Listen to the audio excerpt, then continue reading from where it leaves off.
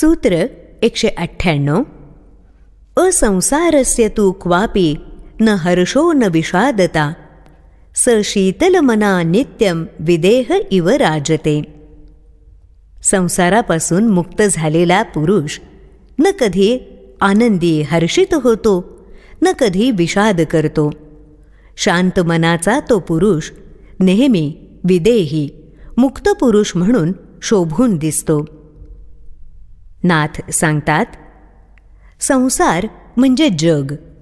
माणसाच्या इच्छा, वासना, आसक्ती, आशा, अपेक्षा हेच त्याचं जग असतं आणि त्यासाठीच तो जगत असतो. त्याच त्याच्या सुखाचं आणि दुःखाचंही कारण असतात. त्यांच्या पूर्तीनं त्याचा अहंकार सुखावला जातो, तर त्या अपूर्ण राहिल्यानं त्याचा अहंकार दुखावला जातो. त्याचं सुख अथवा दुःख ह्या अहंकाराभोवतीच फिरत असतं. होय, फिरतच असतं. ते कधीच स्थिर नसतं.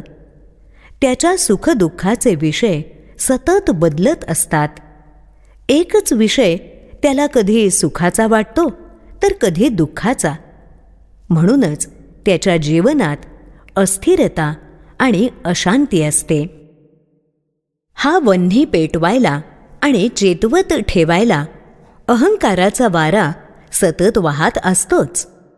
एकूण काय, सर्व प्रकारच्या वासना, त्यांच्या पूर्तीमागील आसक्ती आणि तिच्या पूर्तीमागील अहंकार आणि अहंकाराची पूर्ती हेच त्याचं सुखदुःखानं भरलेलं जग असतं.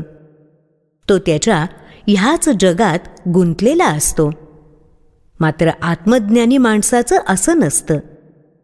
जसं एखादा मातीचा घडा फुटला की त्यातील हवा, आकाशतत्व बाहेरील हवेत, आकाशतत्वात मिसळून जातं, तसं आत्मज्ञानी माणसाचा जीवाच्या अहंकाराचा घडा फुटून तो शिवाच्या अहममध्ये त्याच्या सर्वव्यापी अस्तित्वात मिसळून जातो. व्यक्ती म्हणून त्याच्या वासना, अपेक्षा, आसक्ती गळून पडल्यानं तो समष्टीत विरून जातो. त्याचं अस्तित्व केवळ पंचधातूंनी बनलेल्या शरीरापुरतं सीमित, मर्यादित राहत नाही.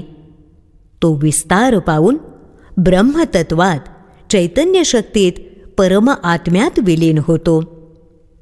आता त्याच्या जगात सुख दुःख, हर्ष विषाद यांचं अहंकारी अस्तित्वच नसतं.